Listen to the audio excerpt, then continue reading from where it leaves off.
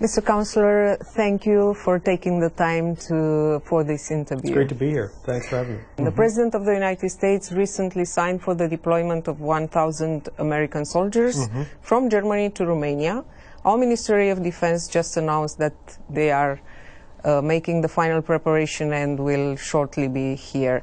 Can you tell us more about this, what their mission will be, and how their presence here would impact the security on the eastern flank? Well, sure. This is a reflection of 25 years of a strategic partnership the United States and Romania have had. And we have had one another's backs now for a quarter century. And Romania's fought alongside U.S. soldiers in places like Afghanistan. And of course, U.S. soldiers have been present here for some time, working on critical missions like European missile defense. So this latest move, which is of course in reaction to the very concerning developments on the Russia-Ukraine border and preparing for any contingency that may arise out of that, to send around 1,000 U.S. soldiers here for as long as they need to be here to help protect our ally, Romania. The United States has an ironclad commitment through Article 5 to defend our NATO allies if necessary, and that's the reason why President Biden has made this important decision to augment the U.S. presence here in Romania. Meanwhile, Russia is sending 6 warships to the Black Sea for drills these days. What message are these actions sending to the allies on the eastern flank? Well, they're very concerning. And of course, what's happening in the Black Sea, in the maritime domain, is just one manifestation of what is the most significant buildup of forces we've seen in Europe since the Second World War. And this raises great concerns in the United States and all across Europe about what might be coming in Ukraine. And so the United States has made very clear to the Russian side in all of our engagements, whether that's bilaterally or through NATO or through the OSCE, that it's time to de-escalate. That Russia's military buildup in and around Ukraine, its maritime activities in the Black Sea, they need to dial those back and pursue the path of diplomacy, and that's what we're committed to trying to do. Romania was mentioned explicitly on Kremlin's rhetoric with NATO and USA being asked to withdraw the troops and the military equipment from the country. That caused a lot of emotion and stress here because of the trouble past with the Soviet Union. How worried should we be about this demand? Well, you shouldn't be worried at all that the United States or NATO is going to accept that demand.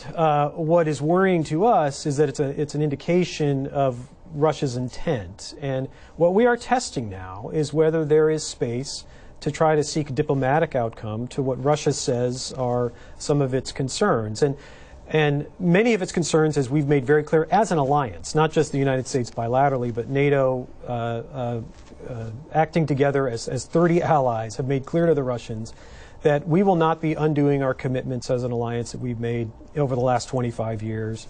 The United States will not, and NATO will not be closing the open door that countries can choose to their own destiny and what sort of alliances they'd like to be part of.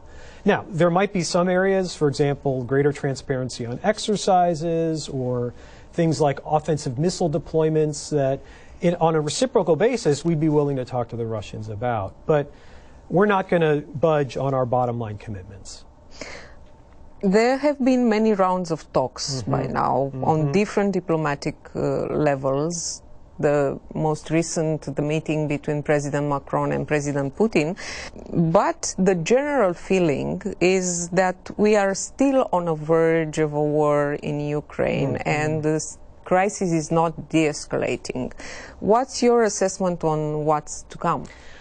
Well, as you said, we have only seen further escalation of Russia's military buildup around Ukraine, and its activities in the Black Sea are, again, another manifestation of that. That's despite our best efforts to try to talk to Russia about a way out of this crisis and to encourage them that they need to de-escalate.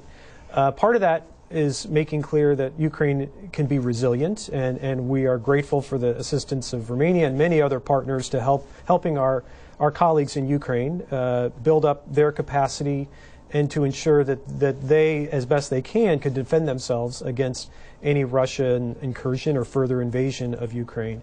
But at the same time, we need to ensure that our Article 5 commitments on the eastern flank are maintained and that we show that we're ready to do what it takes to defend our NATO allies. Now, we want to try to keep the door for diplomacy open, and part of the reason why the United States, our French colleagues, I know the German Chancellor is planning a visit to Moscow in the coming days as well, is to try to see if there is an off-ramp to this crisis, to try to take Russia's concerns into account, and those that may have some reason for further discussion, like exercises or offensive missile posture in Europe, we could perhaps talk about that on a reciprocal basis.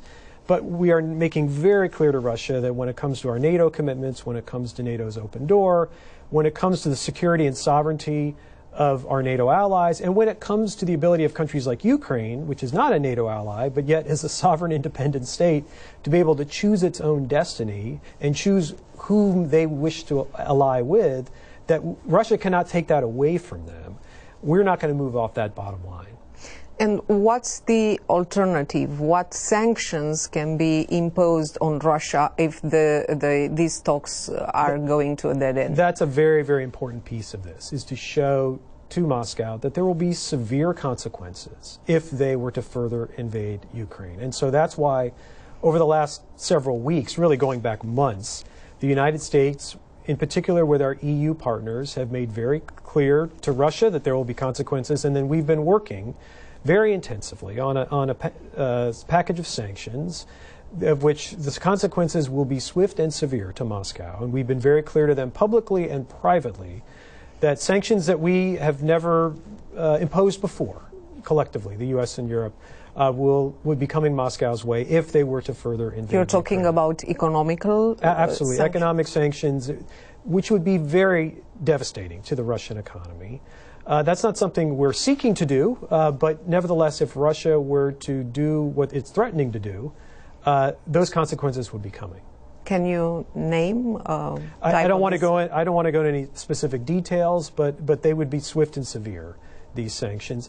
In addition, we've made very clear that the kinds of actions we're taking right now in Romania and elsewhere along the eastern flank, in terms of reinforcing allies with U.S. and troops and other troops, more of that would be coming. And Putin has made very clear that he feels that the presence of NATO forces on the eastern flank is something that he doesn't like.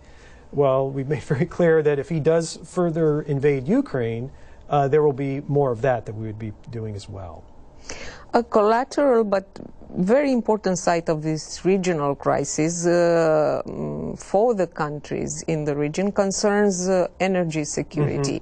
One of Romania's security objectives is to obtain energetic independence, and the United States has been a strategic supporter and partner on that.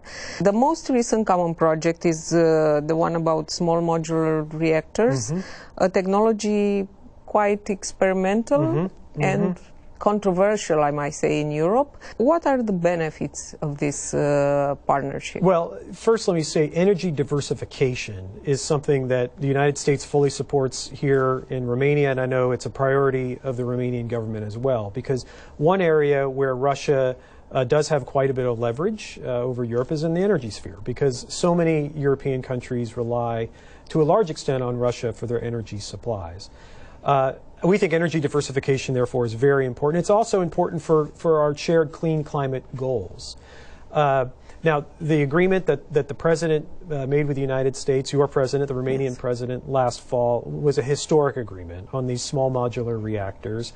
This is a new technology. It's one that is fully supported and backed by the United States government, and we think it's the technology of the future in many ways. And Romania is really being a pathbreaker in terms of developing this technology, and we think could be among the first in the world to have it operational and utilized. And we think that is a huge opportunity for Romania to really be a leader. Where do you see the strategic partnership between Romania and USA going for the next 25 years? Sure. Well, it's a 25-year anniversary, and it's something we're very proud to celebrate in the United States. I had the opportunity last fall to participate in the strategic dialogue between the United States and Romania that we hosted in Washington. And when I reflect back on how far we have come in the last 25 years, it's really remarkable. And the fact that we're sitting here today and American troops are coming in to Romania at Romania's invitation to help defend an ally is a testament to how close this partnership is and how valuable it is for both sides. So I think whether it comes to our security relationship, and of course we very much hope that the security situation in the next 25 years gets better, not worse, but whether it comes to our military cooperation, our energy cooperation, the tremendous economic partnership that we have,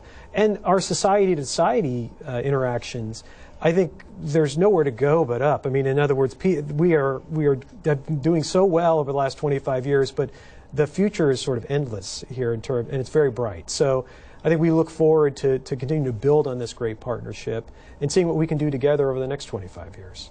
Mr. Counselor, thank you very much for this talk. Thank you very much. Thank you.